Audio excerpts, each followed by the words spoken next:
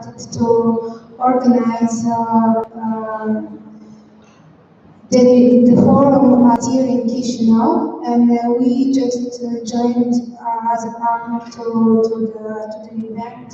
And thank you again for making this possible, making possible for us to join the event and to have a great partnership during this forum. Mr. Ilan Groza has a lot of experience, not only as a think tanker, but also as an official. He is the former Vice Minister of Foreign Affairs of the Republic of Moldova, Foreign Affairs and European Integration. And I'm happy that sometimes and somehow officials can join to the academia and the think tankers and are creating to explore more and more the topics that they were negotiating in the past. Thank you again, and I wish you a great day. Thank you very much, Angela. Thanks once again for hosting us. And I'm very pleased to welcome all of you here, and I'm also very pleased to introduce to a great panel representing think tank from the Eastern Partnership countries. And I'm in particular happy to introduce the first speaker, EaPTTF, who is the Vice President of Georgian Institute for Strategic Studies, long-standing partner of the Eastern Partnership Think Tank Forum, but also a good contributor to experts on the region and also on the regional security context as well. He also has a great experience, not also as a think tank, but also being working in academia, and also formerly he has been working for Georgian government in different capacities.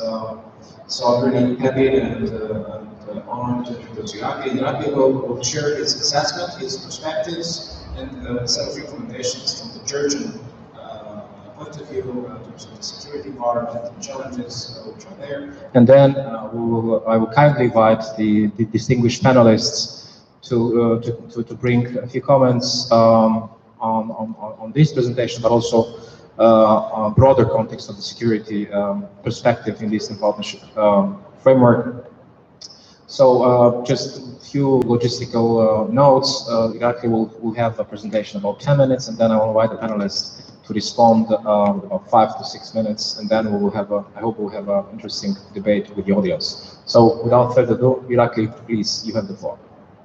Thank you very much. I would like to greet all the attendees. It's a great pleasure for me to be at the second edition of the Think Tank Forum. This idea was incepted about a year and a half ago, and I'm very, very happy that we are continuing this very, very important event.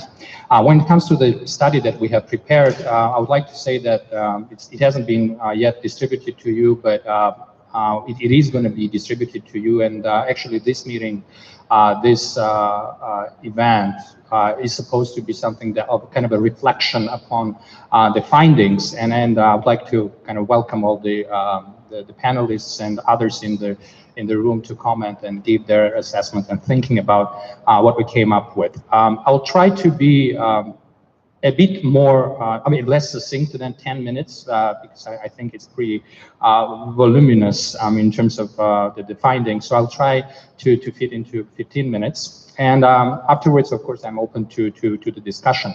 I'll start with the overview of the security milieu that Georgia is facing. Of course, it's not a very deep analysis, because we were not intending that to be, but it actually does provide kind of in a nutshell of the assessment, the general assessment of the security milieu.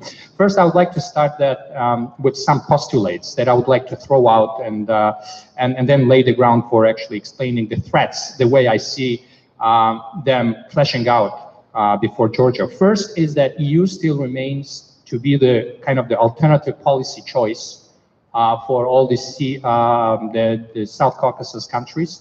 No matter what people say, that it's limited and its normative power is the only thing that they can offer. Still, when it comes to the raison d'être of, for example, Georgia, let it be, or others, to a different degree, of course, because they have a differentiated approach to that, EU still remains to be the alternative, and I think that's very good. The other thing is that for Georgia, if you look at the summit itself, the gains were extremely modest. I'm talking here about the Eastern Partnership Summit, because the only thing that we can actually get out of that was the acknowledgement of the so-called European aspirations, et cetera, very metaphysical in a way, nothing tangible, but in a way that was the minor gain for Georgia. It was actually more important for Armenia because of the SEPA, and definitely, it did show that, there is dynamic. So I think that if you look at the tangibles of that, I think that is definitely something to look into.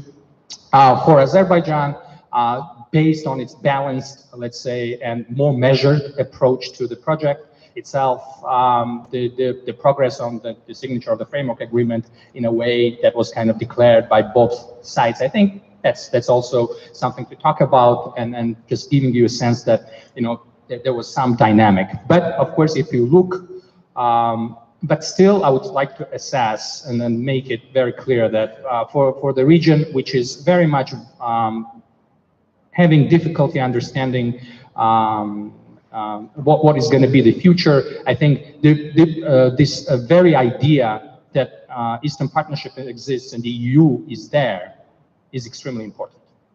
So that's actually the first point I would like to make. I think if you look at the region, Armenia is the one which is giving us very interesting developments in the later period. I mean, with the defying the odds and the Pashinyans coming to power was an unexpected development for many.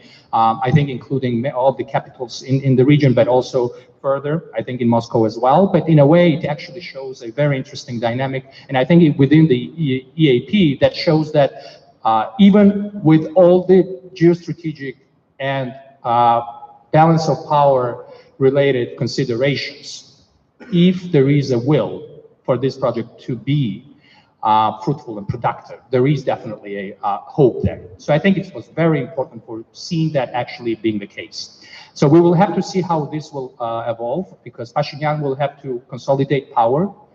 He will also have to come up with ideas about how to move forward with tangible reforms. That's going to be something to be there. But most importantly, they have to be able to balance their relationship with Russia, because Russia, as a I would like to use quotation marks, as a partner, gives very little leeway when it comes to the way they actually view the future.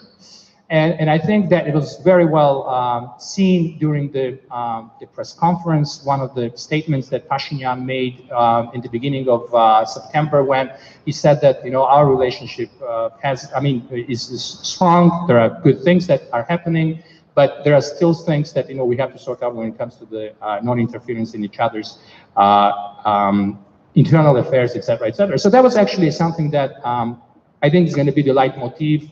In a way, it will define many things in the perspective. When it comes to Azerbaijan, of course, Azerbaijan is trying to balance its differentiated approach. It's very, as I said, measured and balanced approach to the EU prospects. It will not rush. It will definitely going to be going along with the possibility of balancing further its interests vis-a-vis EU. Of course, balance their policy towards Russia, but most importantly, maintain the so-called internal stability. So I think it's going to be something that we will be seeing in the longer period. And I think the interplay of how Armenia will be trying to reassess its role might define certain dynamics inside the region. And apart from that, of course, leaving these players aside, I think for Georgia, Georgian government, the present administration has been trying for quite some time to not make a binary choice. Binary choice meaning that to be strongly pro-Western, staunchly pro-Western, and actually doing things, not only based on the declarations that are always there, but actually when we talk about actually moving and making some tangible steps further on. Well, they have been trying to not go very far with that. And this binary choice hasn't been made. So it's either Russia or essentially they are trying to be kind of having this modus of a quietness, which for some, including myself, I don't think it's strategically wise. Because in the long to in the short to long term, sorry, to the medium to long term, that might cause certain erosion of the pillars of Georgian foreign policy. You might see people saying that, you know, are not seen on the radar as much as we would have to be. Some are saying that some of the pillars of Georgian foreign policy, let it be the deoccupation, for example, non-recognition, let it be, or NATO path, has been seriously weakened. There are some objective and one could argue factors that are influencing that in international context and many other developments, but we have to see how that will evolve. And actually, if you look at the way the foreign policy has been managed, it's very much in line with what was the kind of the pre-electoral promise in 2012, when Georgian Dream made it very clear that they don't want to be the so-called issue of contentious issue between West and Russia. And I think if you look at that pre-electoral claim, one would see that they're very much going along with that. With that said, I will end with this kind of general overview, and now I'll try to give you a sense of what I think are the major threats to Georgian security. Once again, I would like to be very clear that this is not the whole spectrum of the threats, because I can subdivide these threats into many more, and each of these threats has its own ramifications. So I'm not in the process of coming up with a threats assessment document that I was in charge of when I was in the government. So that's not going to be the case, but I'll try to kind of give you more of a general sense of those threats. Of course, most of the threats, I'm not going to be saying anything spectacular right now, derive from Russia. And Russia is the single most destabilizing actor for Georgia. Even when we were doing our threats assessment, more than 80% of our threats, one way or another, directly or indirectly, stem out from the actions that Russia does. And that is something that Georgia's security sector has always been taken on as something to care about and be thinking about that. Of course, when it comes to that, the first one that we think is the biggest thing is actually to understand of what Russia is doing and why they are doing what they are doing. Well, I think that what they are doing is very simple. It's about instigating, they're crisis-ridden. They're trying to instigate crisis or different types of problems and trying to perpetuate them, make them permanent, and of course then manage them. So for Russia, I don't think that they have an end goal per se in each of the scenarios that they are developing. I think for them, the major thing is to come up with a scenario where they make your life difficult and make you accept the reality that is created by them. So that's the logic. But along with that, of course, they have the logic of a limited sovereignty. And this is the logic which has been practiced during the Soviet times when the so-called, the socialist republics have been given certain autonomy and the sovereignty, but that sovereignty was conditional upon the will of the Moscow, the way they were seeing that. So this concept of the limited sovereignty, where the states are sovereign, but not really sovereign, depending on the will of what is happening in Moscow or how they view it, I think it's very much the case still. And that will continue to be the case. And in order that policy to perpetuate, you have to have certain levers. And the levers, of course, in our case, are two occupied territories, which continue to be heavily militarized. They're, I would say that they are the most militarized entities per capita, if you look at the accumulation of the military equipment inside those territories. I'm talking about the personnel, military personnel. I'm talking about the military assets of any kind, you name it.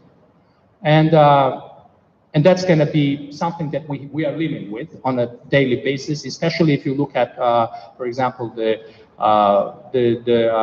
amalgamation and then the concentration of military power very close to the Georgian capital, which you might say that is only 35 to 40 kilometers away.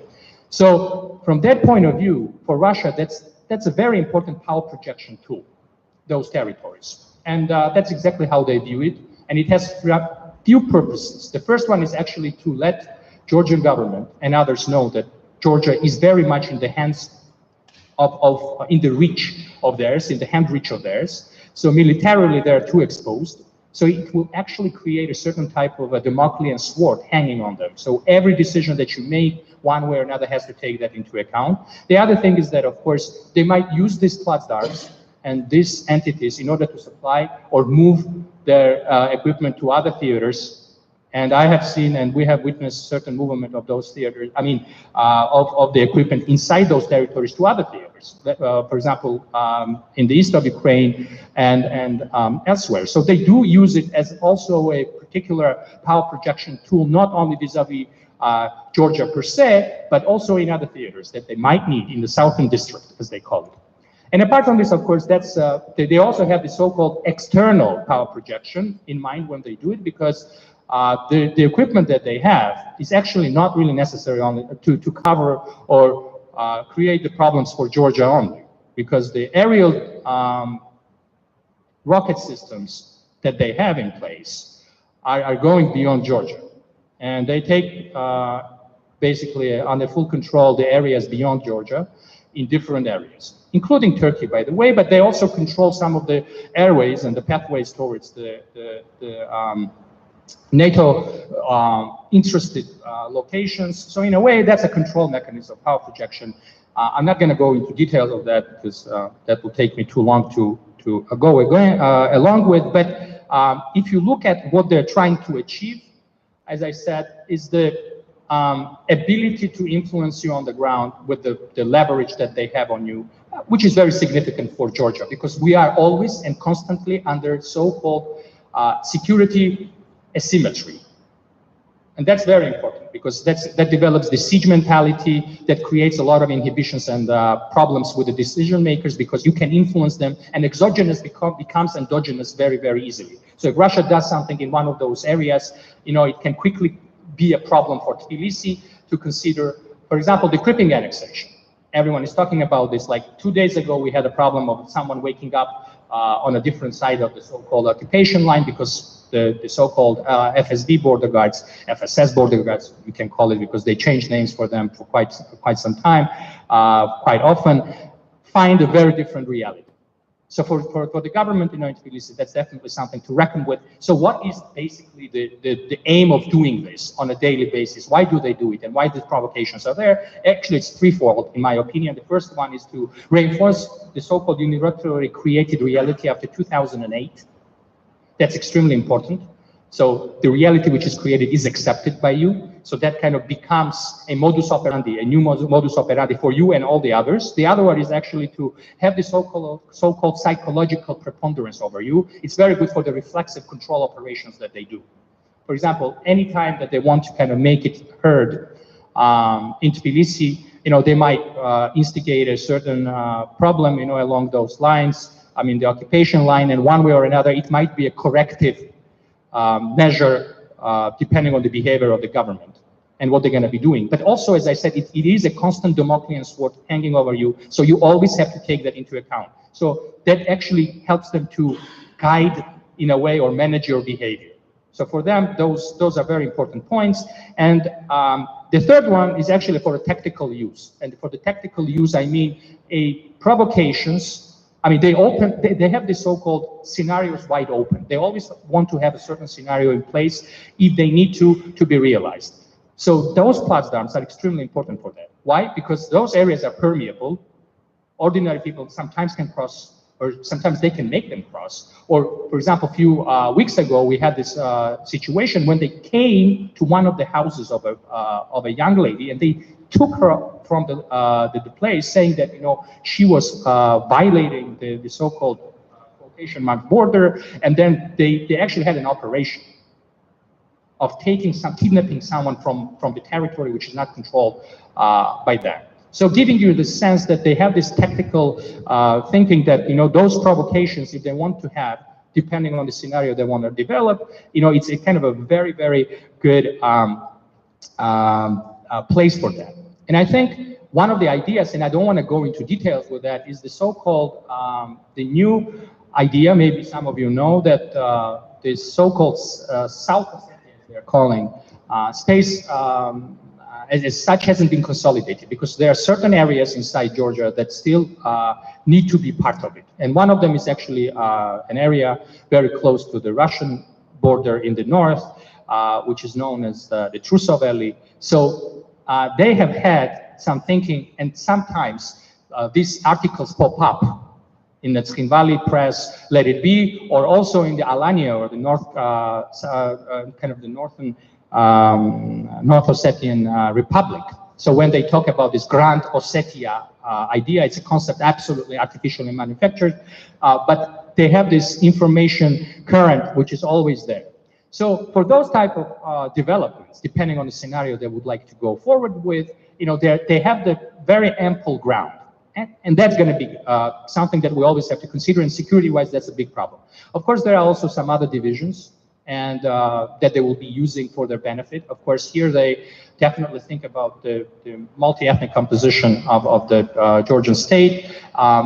One way or another, they always try to have certain understanding and the palpitation, and then actually have a hand on the palpitation of the pulse inside the society of how to use and exploit those divisions. I mean, it's very simple. That playbook has been discussed and developed for quite some time, so I'm not talking about anything new, but still, that's kind of one of the major things in their gamut of measures that they're going to be taking. The other thing I wanted to focus on is more economy and energy centric, I think, and we have to be considering this because I think that it actually does create a vulnerability on the Georgian side. And here I talk about the increasing economic dependency on Russia. If you look at the stats, and these are the stats from the Georgian Statistics Agency, you will see that starting from 2011 until 2017, the exports to Russia have increased 10 times. So it basically has increased from somewhere around 35 million to 360. Well, that gives you, I mean, I have nothing against the trade, but the way this market access can be used and used as an instrument is definitely something one has to take into account. And I think in the years to come, that might be an issue, especially if you consider what happened in 2006 when the embargo has started, and we all know what were the repercussions and the consequences. I think ones coming from Moldova or Ukraine will understand what I mean by that. And not only, I think that the Europeans as well, when Russia needs to use that tool as a tool of influence, they will continue to do it. There is another development which is related to the energy. And I think this is even more worrying. And here I talk about the so-called a new deal which was signed with Gazprom, which we know nothing about, which is very discreet, which has been kept by the Georgian authorities for quite some time, and not explaining the new terms of how we're going to be receiving. I just have to explain the background because I don't want to kind of summarize without giving you the detail, but we used to have this agreement with Gazprom, which would allow us to retain. So it was a gas retention agreement with Russia. So if there is a transfer of gas through Georgia to Armenia, we will retain 10% of that gas. Basically, that was giving Russia very little leverage in terms of letting us know if we need a kind of a incremental supply of gas, any leverage on us, because we were retaining 10% of it. Well, according to the new agreement, we don't have that anymore. But what we were going to be having is some tariff, which we are going to be receiving as a transit tariff for the amount of gas that will be passing through the Georgian territory. And also, we don't know the price with which we're going to be buying this gas from Moscow. And those two clauses are actually kept confidential. And we don't know on what terms are we with Russia. But even if the terms are good, the bad thing is that Russia has now leverage. If we need an incremental supply of gas, and we do need, and I'll talk about that as well, Russia will be able to leverage us by giving us this access to the gas or not. If you look at the energy profile of the gas energy profile of Georgia, we have more than 50% of the gas that comes to Georgia comes from the Azerbaijan, our neighbor, and that's the case. The other one comes, the other part, approximately 42% comes from the South Caucasus pipeline, which we are also part of as a transit state, and the rest has always been the gas which was coming from this agreement, which was the throughput agreement where we were retaining the gas. Well, the new thing is that this amount is, sorry for being, but I have to explain it. So this amount that we will be receiving as a necessary amount of gas is increasing. So it has increased from 1 to 5.7%. And here, once again, this dynamic, which is the increasing dynamic, is going to be making our energy dependence even bigger. And I do see some problems there. Okay, the other problem and the threat that I see will be of serious concern is the so-called, people call it hybrid threats in many ways, but I also call them active measures of many different types. One can also call so-called malign influence measures or operations. And I think that that has been something that Georgia has been very much witnessing throughout the last years and nowadays as well.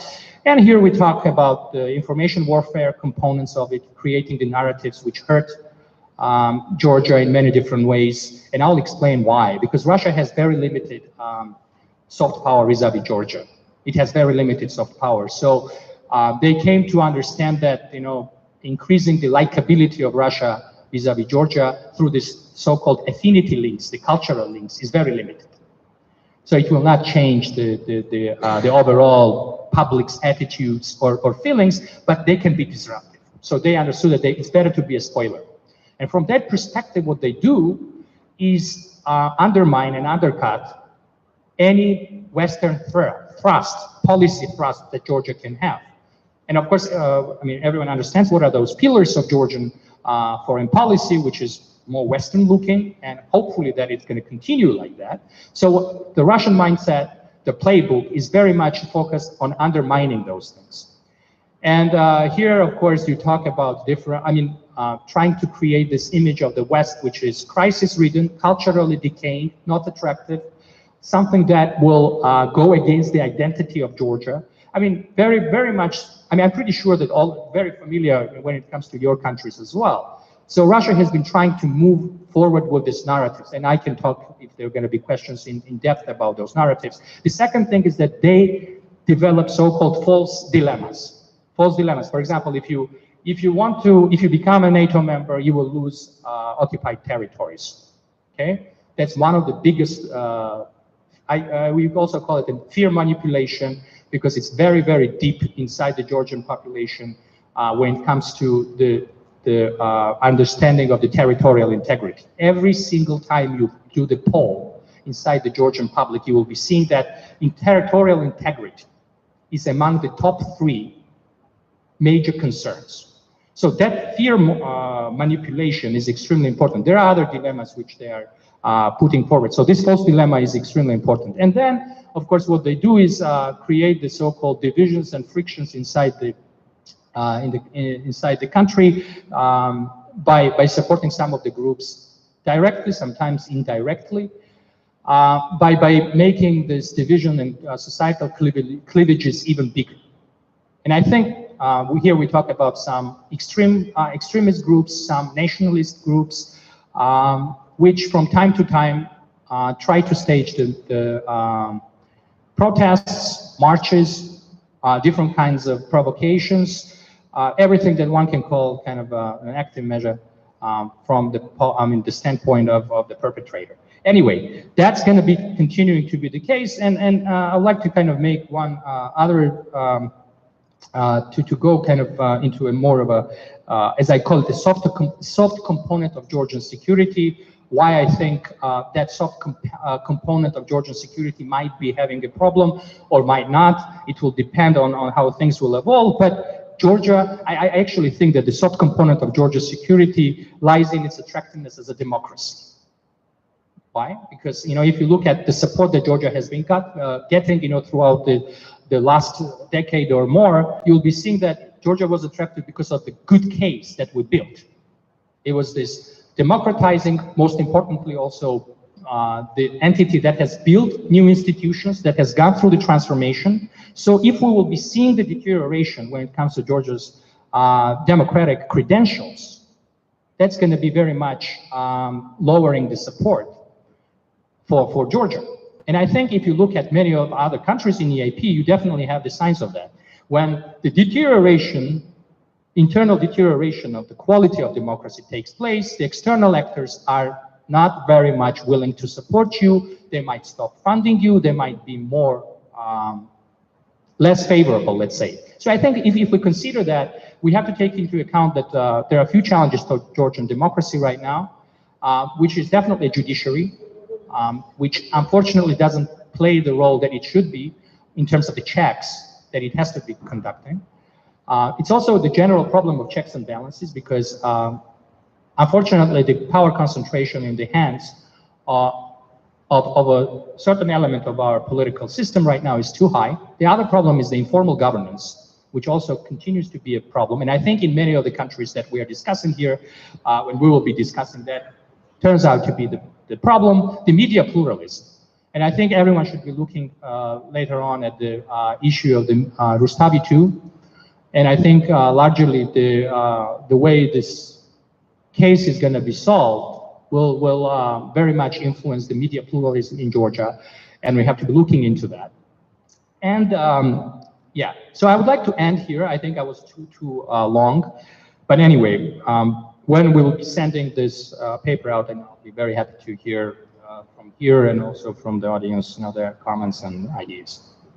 Thank you very much, Irakli, for this comprehensive yet very synthetic presentation of your main findings in your paper. And now I'd like to move to Victoria, actually, in order to let the balance of today's panels. I think Victoria is doing a great job in that. So Victoria, please, if you can provide your feedback in 5 to 6 minutes, please. Yes, thank you very much, Julian. Good day, everyone. And first of all, thank you very much to Angela for inviting me to this very special event, but also to the Austrian presidency of the Council of the European Union, to the fact that they have supported this event and shown the support to the Eastern Partnership countries. I think that this is very important for us.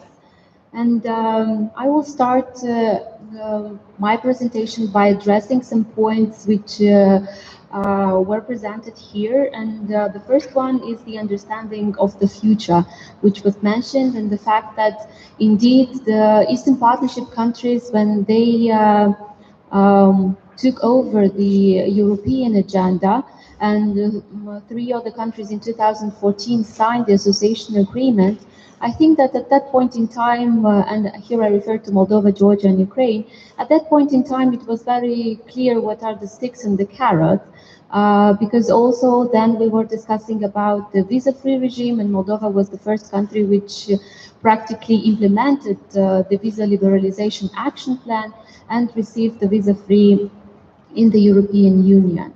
Also, I think that what was important for the countries, it was the fact that they knew what is the light at the end of the tunnel. They saw that light.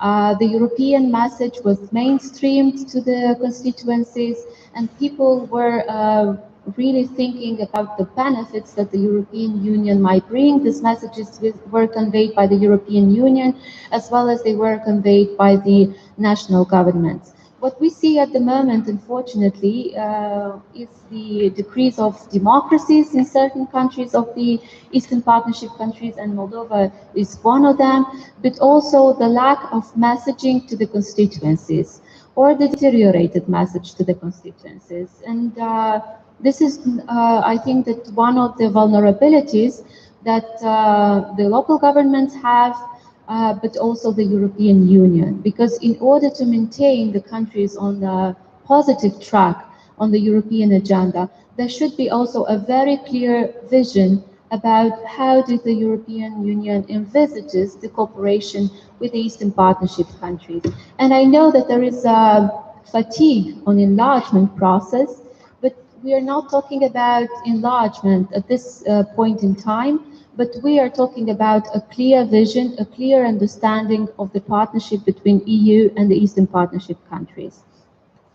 The second point that I would like to emphasize is also was mentioned, the East-West narrative. which is absolutely considered, from my perspective, a geopolitical tool from the part of the Russian Federation in order to create the split in the societies in the former Soviet states, and in this way to have a leverage to influence these societies. What we are noticing at the moment, and I will focus mostly on Moldova, taking into account that I'm presenting the Moldovan perspective, is the fact that this geopolitical narrative was practically hacked by the local governments, in Moldova, because they understood that this is also can be a leverage for them in also to gain electoral support. What I'm what I would like to mention is the fact that now we are not talking only about external threats, but also we have to focus at the threats which are coming from inside our societies, be it soft power of other states, or be it the decrease of democracies in our own countries and the lack of good governance and rule of law. Also, one element which I would like to focus on is the understanding of Russia, and this was mentioned by my Georgian colleagues, and I think that this is a very important issue, because we don't have to understand Russia only as an international actor and how it acts, but also we have to ask ourselves, do we as countries which are influenced by the Russian Federation have enough knowledge about Russia? I think that this is something very important, and at least in Moldova, I feel that there is a lack of understanding of the Russian Federation, how it acts, and how we should establish the partnership with the Russian Federation. And there are a lot of reasons for that. And I think that the political will is also one of the most important reasons. And the last point which I would like to address in order to stick to my time frame would be an issue that was presented in the first panel, but I think that it is very important for the countries in the Eastern Partnership, but also for Moldova, is the options of security. Because now we are talking more and more about neutrality. We try to understand the neutrality status of the Republic of Moldova. I'm not really sure if we can talk about that, taking into account that we have Russian troops on our territory. And actually, Russia has a double position in that case, because it seems that it is an aggressor, although it was not declared as an aggressor by the Moldovan government, but it has munitions, but also foreign troops on our territory. And at the same time, it is part of the negotiation process in the 5+2, being a mediator. And at the same time, I would emphasize this fact, it has also the same position as Ukraine, with whom it has an open conflict. So I think that this is also an important point that we have to think about, to discuss, and not to be afraid to discuss the security options of the countries in the Eastern Partnership, but also to see which are the most appropriate ways to resolve the frozen but also the violent conflicts which are still continuing, and maybe also not to be afraid to discuss the current formats of negotiation, but also the peacekeeping operations that exist in the region. Thank you very much, and I will be open to discussions and questions afterwards. Thank you. Thank you very much, Victoria. Victoria is the Executive Director of the Foreign Policy Association from Moldova. Now I'd like to move to Boris Novosardan, as Irakli also mentioned Armenia in his presentation. Boris is President of Yerevan Press Club and also country facilitator of the Eastern Partnership Civil Society Forum. Please. Thank you, Ilan. I would like to join all the words of gratitude to the organizers and supporters of this event. And also, I would like to thank our ambassador and Irakli, who gave some general background about the situation in Armenia. So I will first focus on security challenges, and if then the moderator allows, also dedicate some minutes to participation of Armenia in the Eastern Partnership, because there are some specific issues related to that. Talking about security, I have to say that there are some permanent or lasting factors that are affecting the security challenges to Armenia, and there are also some new ones.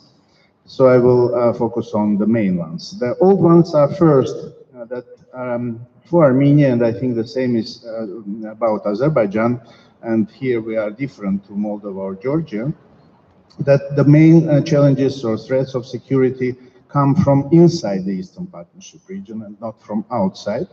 And whatever security issues we are discussing in Armenia, this is done in the context of the conflict of Armenia and Azerbaijan. The rest is not even paid any attention. And the second lasting factor is that I think, again, both Armenia and Azerbaijan, they want to have Russia on their side in the conflict. And this, of course, allowed Russia as a third party to manipulate the political, economic, and other developments in the region, including our own countries.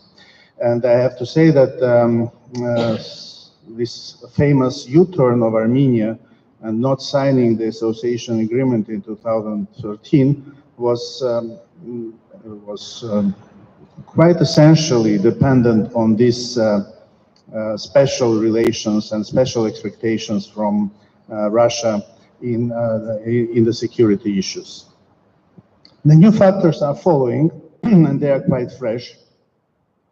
The first one is manifesting during even, I would say, last month, and this is a starting competition for trade of arms in our region.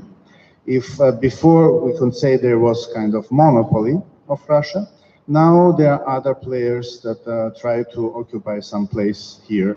And here it was a surprise for many Armenians that there was a consideration whether to buy military jets from Sweden or from Russia.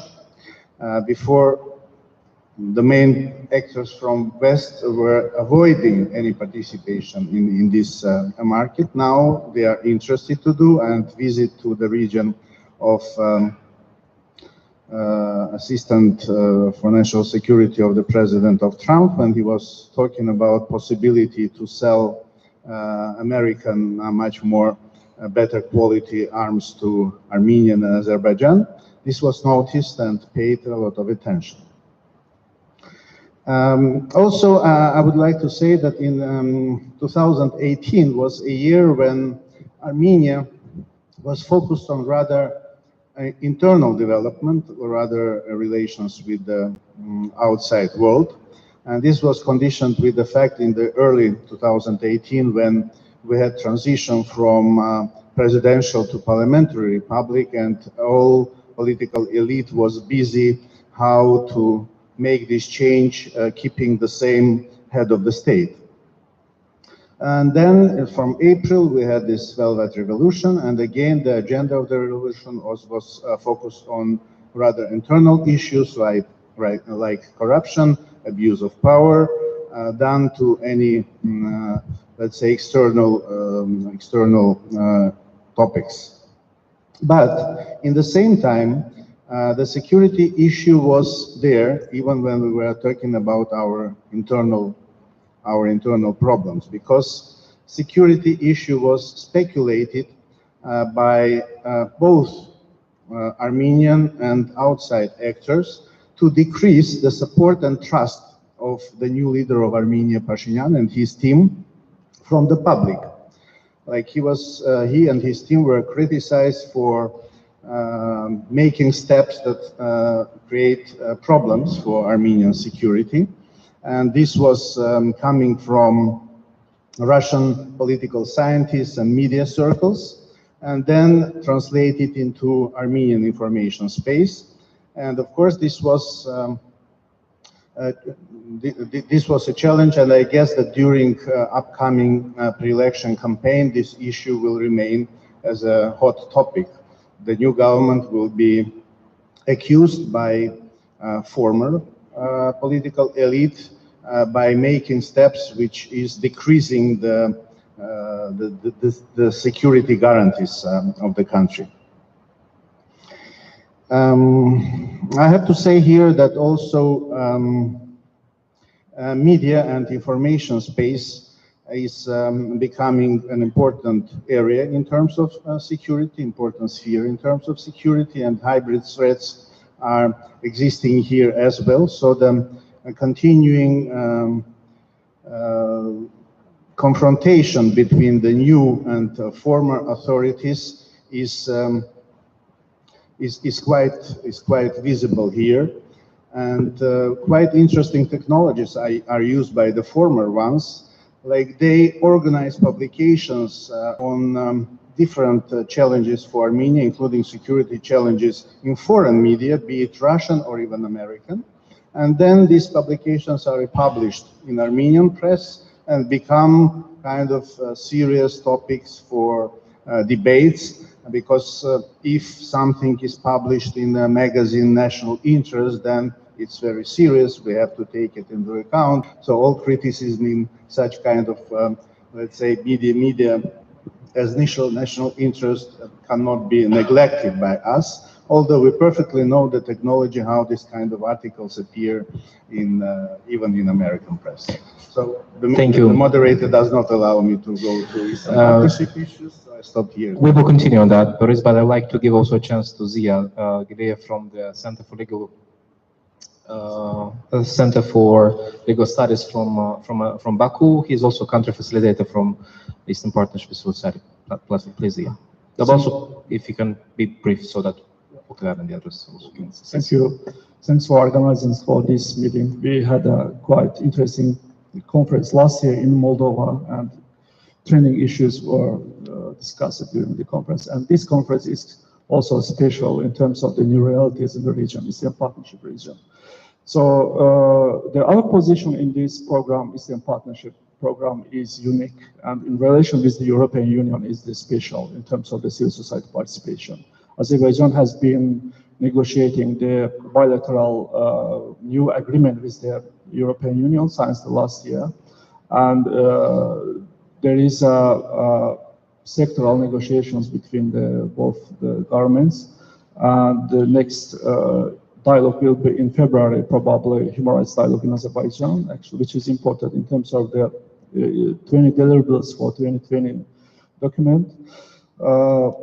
Of course, the role of the Eastern Partnership Civil Society Forum and Azerbaijan civil society is crucial in terms of proposing the reform agenda for the EU and Azerbaijan. In that respect, I would say the several factors that influence on bilateral relationship with the EU and the third countries. So, from the perspective of the civil society, I would say that Azerbaijan relationship of Azerbaijan with the EU depends on the several factors. So the main agenda on the security and foreign policy from our perspective is EU-Azerbaijan relationship, to deepen the relationship between the EU, both in the security and foreign policy and in domestic policy, in terms of the reforms on the governance reforms and rule of law reforms, which is also ongoing reforms there is in Azerbaijan.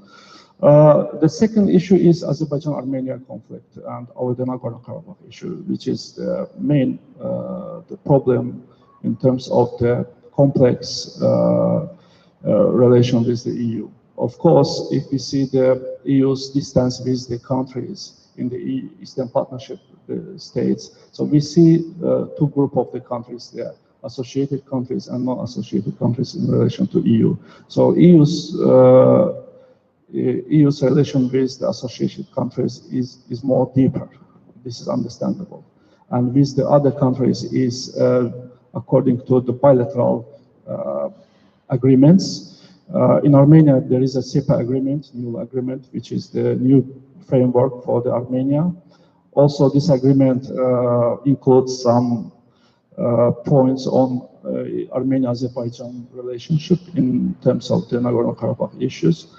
Also, we will have a new agreement probably next year. There is the ideas that the next year agreement can be concluded, and it will have the also points on foreign policy and security issues. Of course, the new trend is the partnership priorities with the European Union, which is signed recently in July. The partnership priorities defines the priorities in 4 areas: good governance, rule of law, economic connectivity, security, energy, and other issues. From our perspective, there are several factors, foreign factors in security issues. We see that increasing the role of the Russia in the region it should make sense for the countries from the economic perspective, from the political power, and from the armed powers. So both countries, I compare with the Armenia and Azerbaijan. Both countries have some relationships. So economically, we somehow depend, and the people-to-people connections with the Russia and other countries also increasing. There is another issue is balancing the foreign policy in relation to Russia and the third countries with the EU. That's why the Azerbaijan somehow trying to keep the balance and distance with the all countries and not signing the association agreement with the EU, and also to keeping in mind that the Russian influence, if the Russian influence will increase, it can also negatively influence the relation with the other neighbors. That's another problem. So I think the main idea can be that the EU should increase their effort in the region, not for the 3 countries, associated countries, for all countries as a roadmap. Thanks. Thank you. Thank you, Zia. Now we'll move to Anton Mikhnenko. He's coming from the Center for Army Conversation and Disarmament Study. Center for Army Conversion, Disarmament Study and Defense Studies. Yes, from Kiev, please. Very much thank you, everyone. Very much thank you, Angela, for this capabilities to be here. Thank you, organizers, for these capabilities. And I'm a military expert. I'm an expert in security and defense. And in my following short speech, I will try to emphasize on these aspects. First of all, I just want to ask some questions. Speech was very, very interesting. Your research was all-inclusive, but I want to ask you only one question. You said in your speech about territorial capabilities, Georgian military defense territorial capabilities. What do you mean? This is a volunteer organization. This is reserve army. This is defense territorial forces. What do you mean? What about security and defense? And I would like to say a few words about how Ukrainians use the Georgian experience. First of all, very thanks Georgian for help to Ukraine, because we use your experience, but unfortunately something of your experience did not work in Ukraine. Did not work in Ukraine because it's depend of Ukraine. You should understand it's a level of corruption. There's a desire of authority really to make some changes in armed forces and defense industry. It's very important things. But you have a good experience how to reform the security and defense area. And many thanks for this with Georgia. Unfortunately, Ukraine did not make conclusions after the Russian Federation aggression against Georgia in 2008.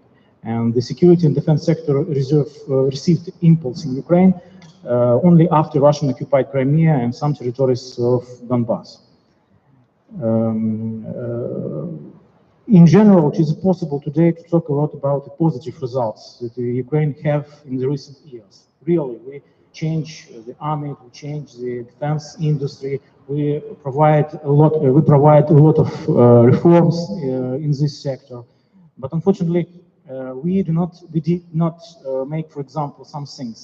For example, first, we do not dismiss all generals in general staff. And this is why we have a lot of generals from the Soviet Union, and they want to do some change in armed forces, but they do not know how to do it because they have the post-Soviet mentality.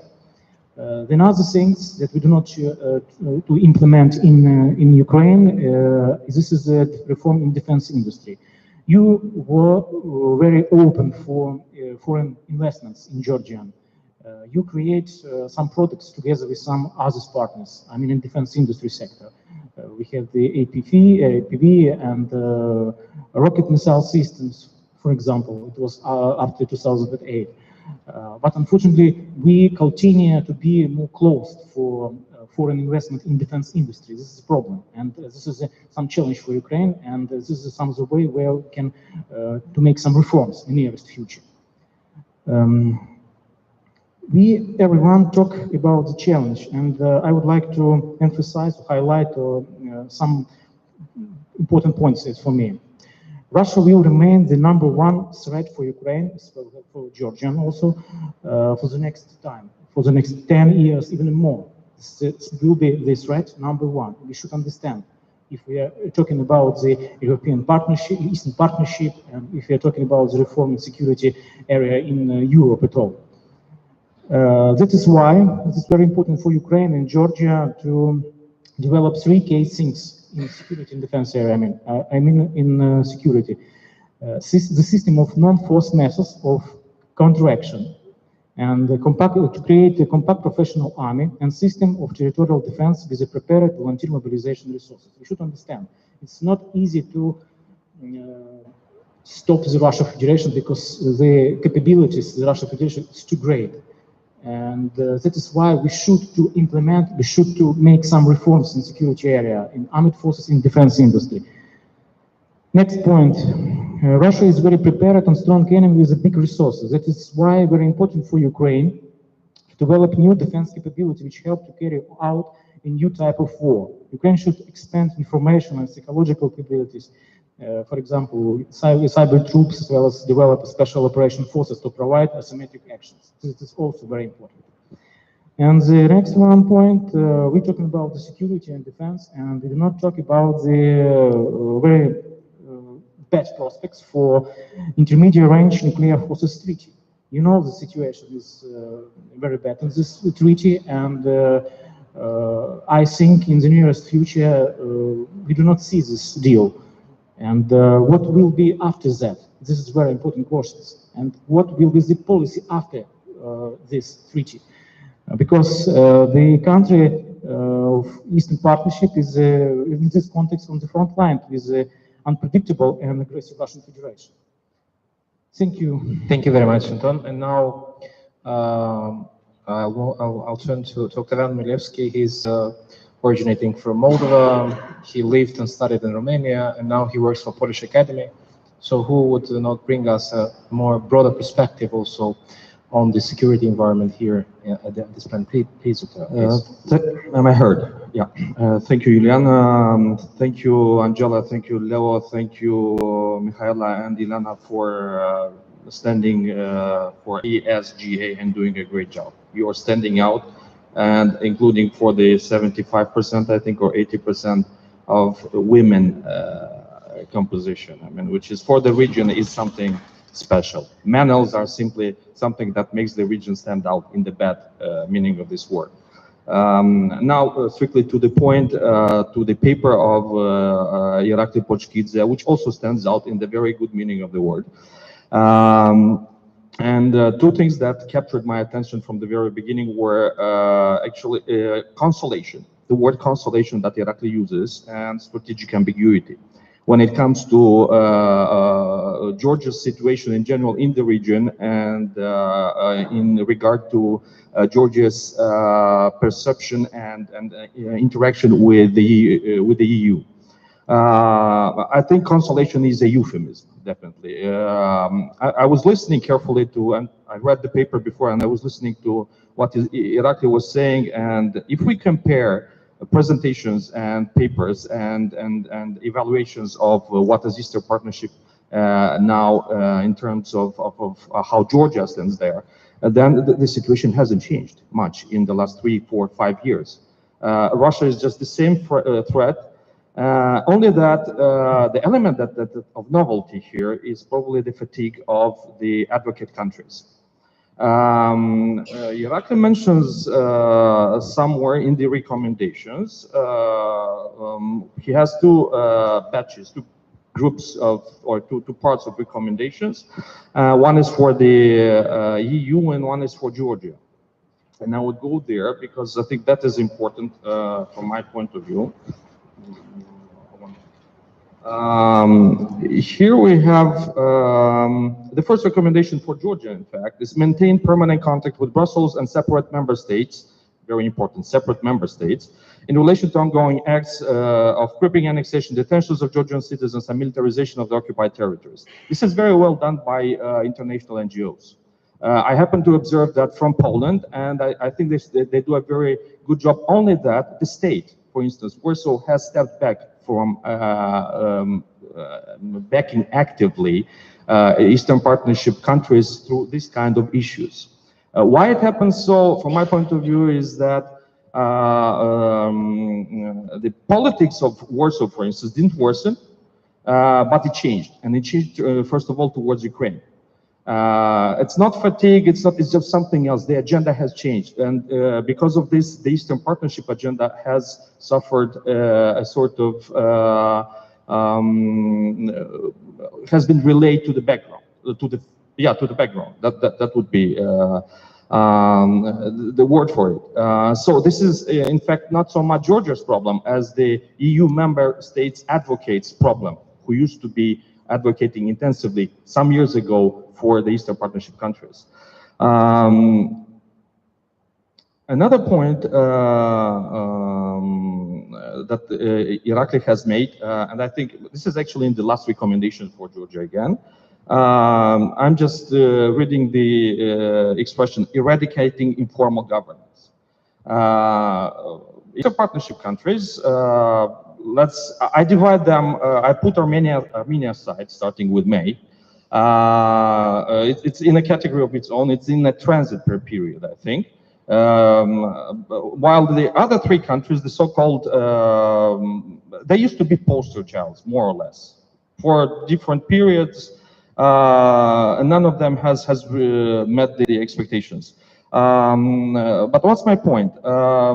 There is something that nobody speaks about or avoids mentioning, while in the same time this is actually the game in town in these countries. This is oligarchization. Eastern Partnership countries have lost steam or have become poster, how should I put it, from poster childs. Moldova, for instance, has become a poster disappointment because of oligarchization, and through this there has been a discreditation, a total discreditation of Moldova, and particularly of the European idea. Specifically for Georgia, I think this is the only thing that I was lacking in this paper was a clear express mentioning of how state capture through oligarchization is structured and how we can tackle it, how we should or could tackle that. I don't know how much time I have because I can have a few more points. Okay, I will stop here and I will leave some time for the Q&A. Thank you. Thank you very much, Octavian. And now we have about 15 minutes before we end this panel, as we started a bit later. And we will get a little bit into the lunch time, but still, I want to open the discussion a bit in the audience. And I don't know if we will have a chance to have 2 rounds of questions, but let's try at least to have 1, 3 or 4 questions for the panel, for Irakli, and then we'll turn to them. Please, Hennady. Thank you very much. It was a good presentation, Irakli, and I have a question about Eastern Partnership as an instrument for security fostering in the region, in country. What is your assessment of the mission you have from European Union in your country? Is it effective or is it not? Are there any options to change? And about yes, correct. And another, what is your assessment of the special representative for Georgia, which is also designed as a post within the European Union? Thank you. Anyone? Okay, Irakli? Okay, well, First of all, I mean, UMM, I mean, I do mention the UMM in the recommendations. I guess it wasn't circulated, so you didn't get it. But just to tell you that this CSDP mission is extremely important for Georgia, and we do hope that it's going to continue. Of course, it's not the best of what you could have gotten, but from what was actually possible to get, it is something that we do consider to be a very important mechanism. And I'll try to explain why. First and foremost, the good thing is that this mission is a third-party verifier of what is happening along the occupation line. And I think it's extremely important. Georgian side remains to be extremely open when it comes to the relationship that it has with the UMM, because we have two memoranda signed with them. One is the Defense Ministry Memorandum, and another one is Ministry of Interior, which gives very good tools for the Georgian side to be open and transparent in relation to what it does when it comes to the areas of interest. And UMM also has that too. So I think it's very good from that point of view. It's also good because it gives kind of the international presence on the ground. The bad thing is that they don't access the entire territory of Georgia, and that remains to be a big problem. The other thing is that it's unarmed. Unfortunately, it has no policing functions. It only has the observation functions, let's say, and to a degree also a confidence building, which is part of their mandate. But also it is some type of a psychological dimension that I think we have to value. Tangibly, they don't really make big difference, but I think these 3 points are extremely important, and we hope that the renewal of the mission is going to be taking place. It's going to be very soon, so it has to be renewed, and I hope that it's going to continue in the years to come. And the second question was, yeah, special representative. And let's be very frank, you know, the Geneva discussions were actually the most of the importance that the special representative might have has been very much not in the cards lately. And we can say that that's also a problem of the Georgian government, which was not trying to peddle a lot of issues there. I think they've been too passive. So the role of the special representative, unfortunately, hasn't been that active as it used to be. I was part of the government when this mechanism was used very, very effectively. I mean, the Geneva talks in general, and the dynamic was much more in place. Nowadays, the role, I think, is a bit measured, I would say, or not putting enough weight. But I think it's not only their problem. I think it's a general problem of the context of our government not being very active. Also, the general context of not having very favorable factors helping to revitalize the format. And there are a few. Everyone is concerned about their own problems. Also Ukraine, by the way, because Ukraine is much bigger problem, so there is much more of a interest towards Ukraine. But I think in general, it can be used better. Please, Ambassador. I don't know, at the end. Thank you very much. One comment of support and one question for my understanding. A big comment, big support to Octavian when he mentioned we should much more focus on state capture by oligarchization. I understand you're speaking under Chatham House rule. If not, take it personal. We recently had a think tank forum in Vienna on the challenges of the Eastern Partnership of the next decade. And one of the 7 points I presented was how can we in the European Union deal with what I said academics call state capture by oligarchization. And I would be very grateful for the rest of the day to get ideas from you how we, EU and member states, should deal with it, because this is an enormous challenge. And the question of understanding, sorry about my ignorance, I noted down 3 lines from your views on Georgia: avoiding binary choices, not to be a contentious issue between West and East, and Georgia's NATO drive seriously weakened. This would have been my idea on Georgia, but I know much too less. Could you tell me if I got that right, and maybe expand a little about it? Thank you very much. Thank you, Ambassador. Anyone else? Okay, Irakli, maybe you can answer to the ambassador's question, and then just to kind of go back to Octavian's comment. Well, I was saying from the very beginning that this is not a very comprehensive study, so I don't focus. Yeah, I don't focus too much. I mean, because if we focus on the anatomy of what is the state capture and in the Georgian case and what is the case of the informal governance, well, that's a very big scope of research which unfortunately for the funding and also for the scope of this research was not particularly the case. But I think that the paper does mention what it means. I mean, it does mean that the richest Georgian oligarch is basically in control of everything in Georgia. The checks and balances is absolutely disrupted. He's the one who makes all the decisions, unfortunately, from behind the doors for quite some time, and that has been the case. The parliament is, unfortunately, a dummy parliament because it's a rubber stamping, basically, the decisions of the executive. Our judiciary is weak. I think that the present government has wasted a lot of opportunity to render the judiciary as independent as possible, because I think there was a lot of ground during the transition for that to happen, and they missed this opportunity. Unfortunately, they opted for creating a dummy judiciary, once again, a puppet judiciary, and that's going to be something that will be hurting Georgia in the years to come. So I think that the anatomy is very clear that he has the biggest resource base. He has the repressive machine in his hands, where the loyals, his personal loyals, are in place. Let it be the so-called State Security Service, let it be the Public Prosecutor's Office, and let it be the Ministry of Interior as such. And these are the most influential entities right now in the Georgian government from the side of the so-called power agencies, as they call it. And I think from that point of view, everything is very much clear. You know, we have the so-called patrimonial system, and that's what I mentioned.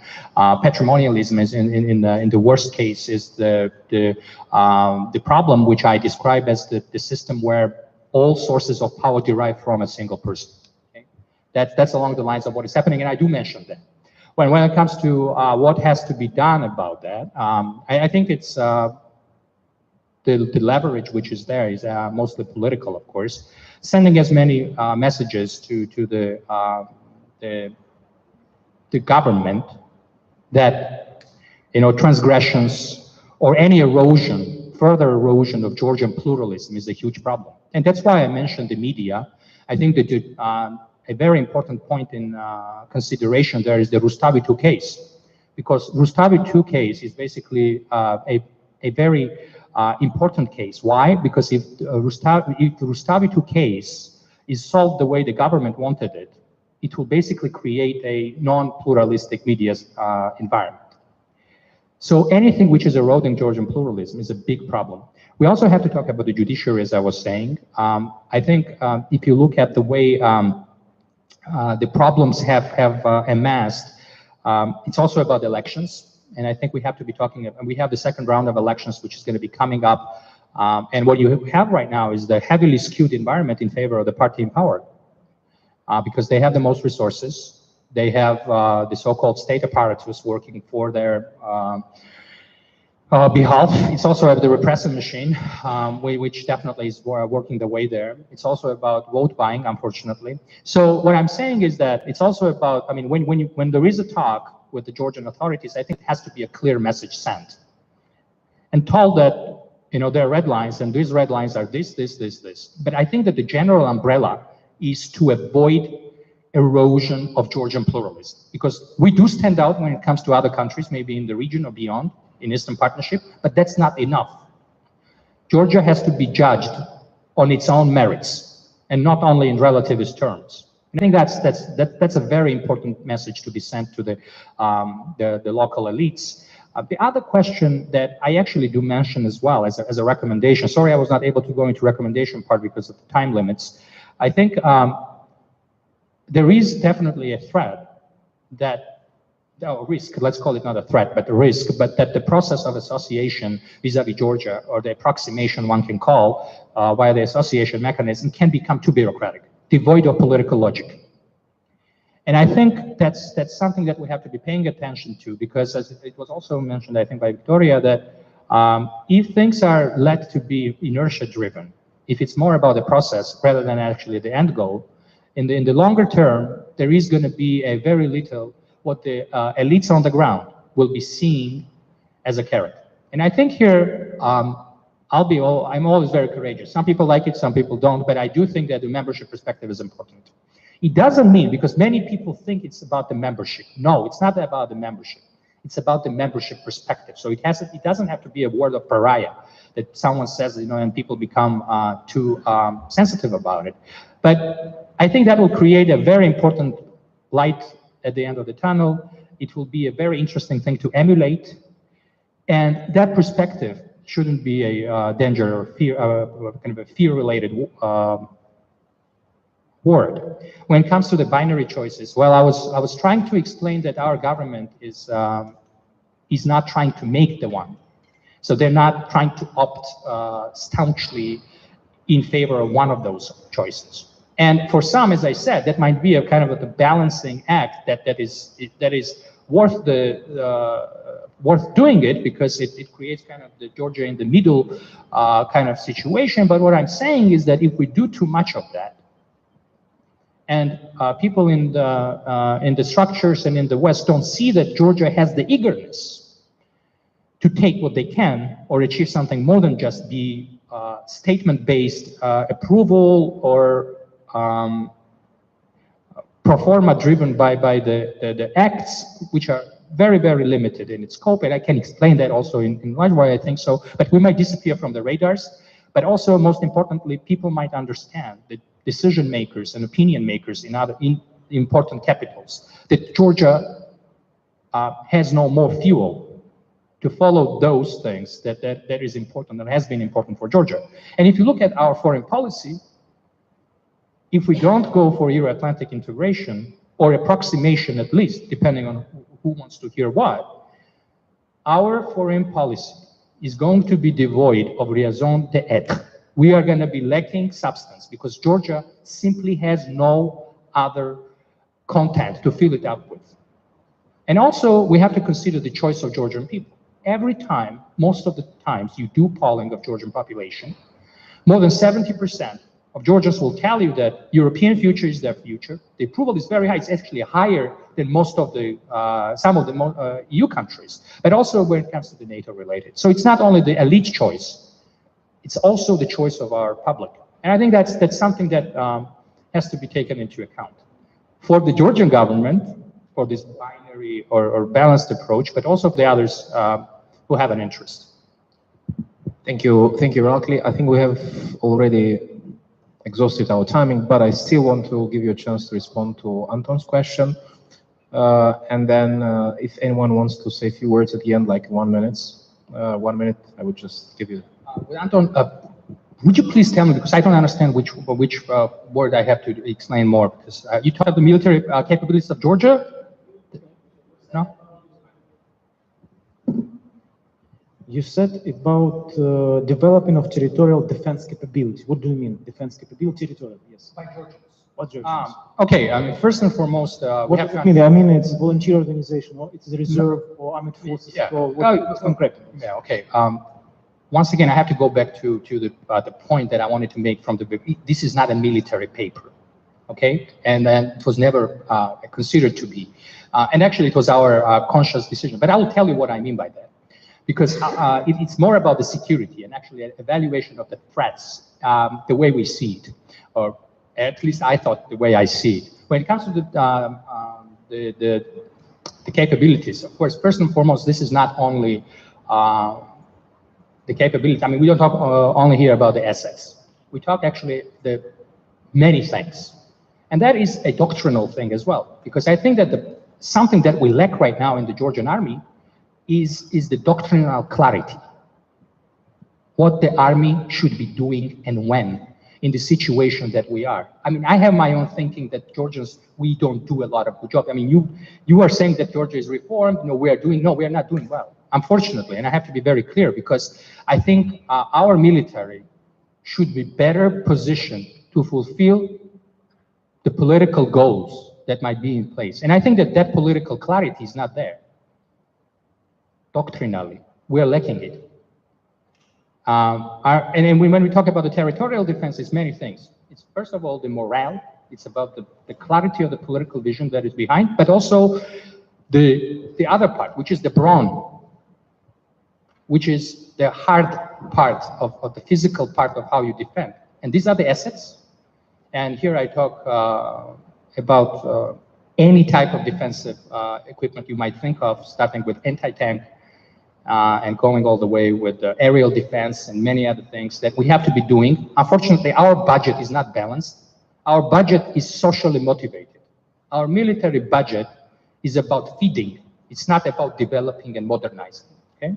And that's the big problem. And when it comes to the other things, you know, we don't have a total defense thinking right now. You know, in general, I think all of us have to be thinking, you know, if something happens, you know, how we defend and what kind of defensive measures they're going to be.